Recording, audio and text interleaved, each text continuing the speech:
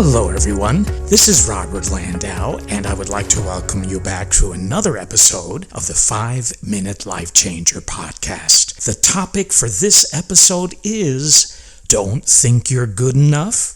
Think again.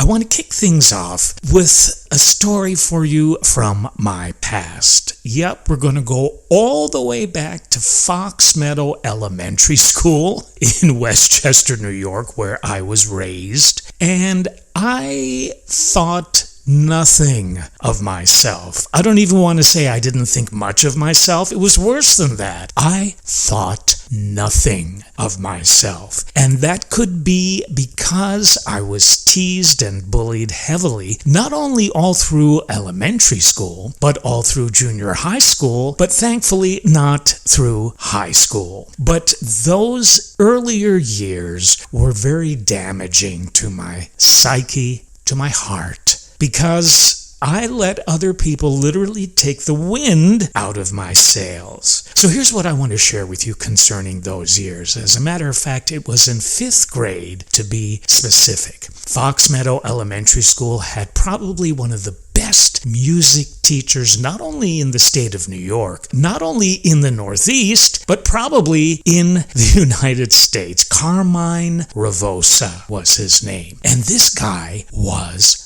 amazing. He could literally write a Broadway-style show. I mean, he was that brilliant. So he wrote a musical for the 5th grade class that year called Alice in Wonderland. So it was literally the telling of the story of Alice in Wonderland set to music. And it was incredible. And I got cast as the White Rabbit.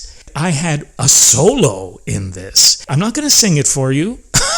But I remember the lyrics going, "Oh, the Duchess will be angry if I keep her waiting. Oh, the Duchess will be angry if I keep her waiting." And there was this choreography where I had to hop across the stage singing that. Now, this may sound cute and funny, but let me tell you something. A musical at Fox Meadow Elementary School was a big deal. I mean, we had a theater, we had stage lights, we had curtains, we had sceneries in the 5th grade. So there were rehearsals for this, and finally, for opening night, because it ran a couple of nights, because one of the kids in the show happened to be the daughter of the main producer of the Ed Sullivan Show, Ed Sullivan was going to come to the opening night of our musical of Alice in Wonderland. And I thought, whoa, this is huge. And Robert, you kind of are thinking about being an actor, so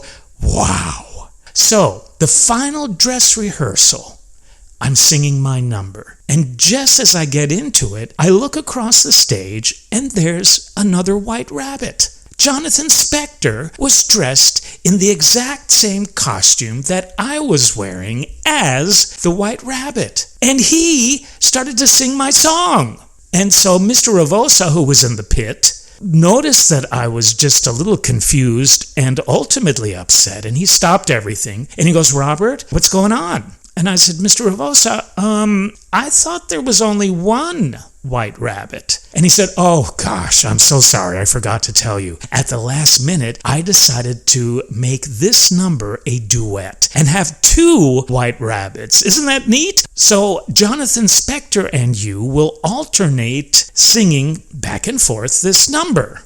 And so we did. And let me tell you something. I never said anything to Mr. Ravosa, but I was crushed. I didn't think that I was good enough doing what I was doing. And it really, really upset me. And on opening night, I was doing the number with Jonathan Spector, and I could see Ed Sullivan sitting in the balcony with a huge grin on his face. It took me a couple of years to actually start to believe that there was something inside of me that was worth believing in. So, how did I flip a negative into a positive? And here's how you can flip a negative into a positive. It doesn't matter what anybody else thinks of you but you. If I had known that when I saw Jonathan Spector in the same costume I was wearing, I would have been marginally okay with it. The important thing is, I needed to believe in myself back then more than anybody else did.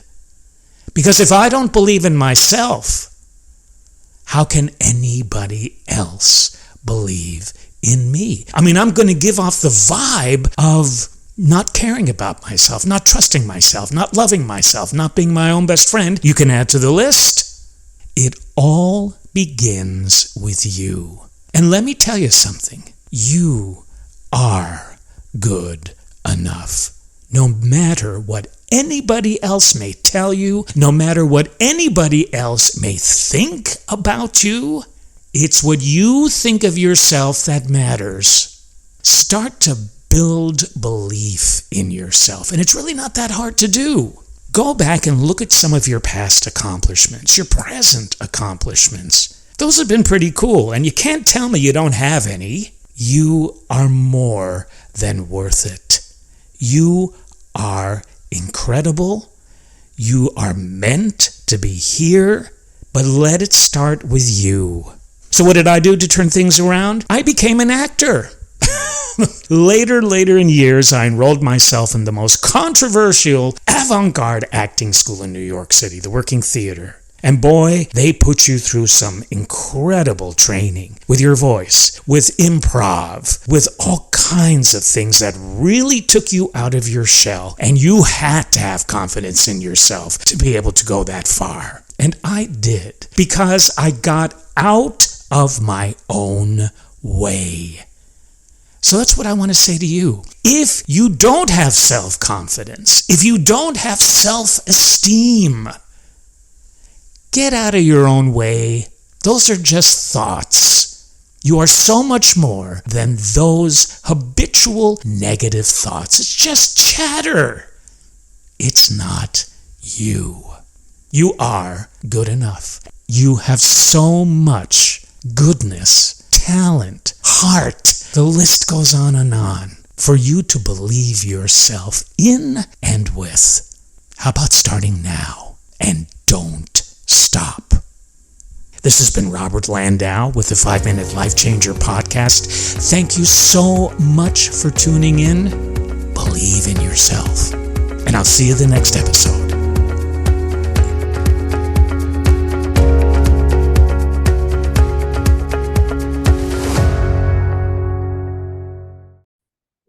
Thanks so much for watching. If you liked what you saw, if you resonated with it, please give the video a like. And also please subscribe to my YouTube channel so you can stay up to date with all the motivation I will continue to share with you. Thank you.